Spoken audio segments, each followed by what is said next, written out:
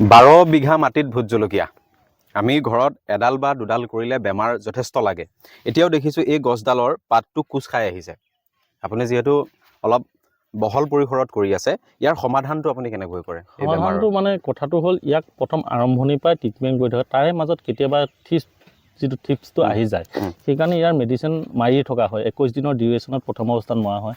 এতিয়া বেমাৰটো বেছি লাগিছে কাৰণে মই 10 দিনৰ ডিউৰেশ্যনত মৰা হয়। ঔষধটোৰ নামটো জনাব।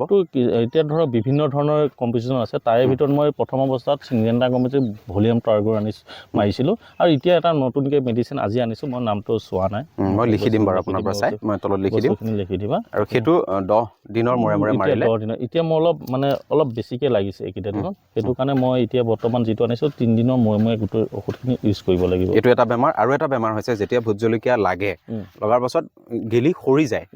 তাৰ বাবে মানে গুৰি পচাৰ বেমাৰৰ পৰা যিটো ফাংগিচাইড লাগে, সেইটো ফাংগিচাইড যিকোনো ফাংগিচাইড মাৰিলে সেই ট্ৰিটমেণ্টটো হৈ যায়। সেইটো ইমান প্ৰব্লেম নহয়। আৰু মাটিত যেতিয়া পানীটো বেছি হয় তেতিয়াও সেই বেমাৰটো লাগে।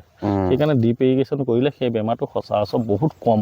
ড্ৰিপ ইৰিগেশ্যন যিটো ডাঙৰ পৰিসৰত, এতিয়া ঘৰত এডাল বা দুডালৰ কাৰণেতো সেইটো সম্ভৱ নহয়। সেইকাৰণে পানীটো তাতেও এটা ড্ৰিপ ছিষ্টেম আছে, সেইটো তুমি নিজেও জানা। পানী বটল এটাত লৈ অকণকৈ আমি যেনেকৈ আমাৰ ঘৰত আগত জানা পাণ গছত কলহ এটা দিয়ে, সেইটোৱে হ'ল ড্ৰিপ। সেইটো কৰিলে অলপমান বেমাৰৰ পৰা ৰেহাই হয়। আৰু ঘৰত যিহেতু থলুৱাভাৱে কৰা হয়, তেতিয়া তাত কি কৰিব লাগে, আমাৰতো এটা মেডিচিন বহুত দাম, তুমি দেখিছা 700, 100 ml দাম, সিমান কিনিব নালাগে।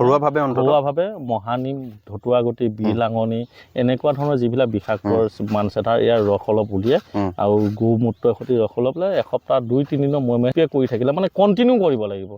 এদিন দুদিন গেপ মাৰি কণ্টিনিউ কৰি থাকিলে তেতিয়া সেই বেমাৰটোৰ পৰা বাচি থাকিব। সেইটো